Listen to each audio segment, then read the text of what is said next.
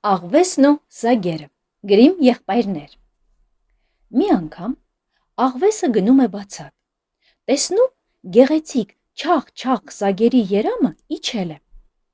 Երևում է, ժամանակին եմ եկել, էնպես սիրուն եք շարվել իրար ետևից, որ հիմի մեկ-մեկ կբռնեմ բոլորիդ ու կուտեմ։ Սագերը վախենում են, ճղճղում,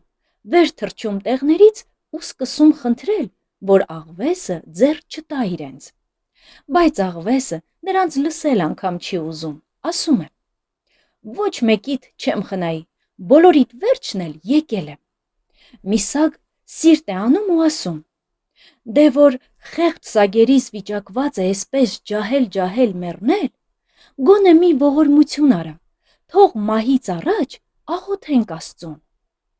Մեր մեղքերը խոստովանենք, հետո էլի շարքով կնստենք, կուտես մեզ։ Լավ, ասում է աղվեսը, ճիշտ ես ասում, ուզածդ էլ մեծ բան չի, աղոթեցեք, կսպասեմ։ Առաջին սագը սկսում է իր աղոթքը, ղա, ու էլ վերջ չի ունենում այդ աղոթքը։ Երկրորդը չի սպասում, որ առաջինը վերջացնի, հերթը հասնի իրեն, ինքն էլ իր ղաղաղան է սկսում։ Հետո երրորդը, չորրորդը, շուտով բոլորը միասին սկսում են ճղճղալ։ Ու էդպես, մինչև օրս էլ նրանք դեռ աղոթում են, երբ որ պրծնեն, այդ ժամանակ էլ հեքիաթը կշարունակվի։ Այսքանը,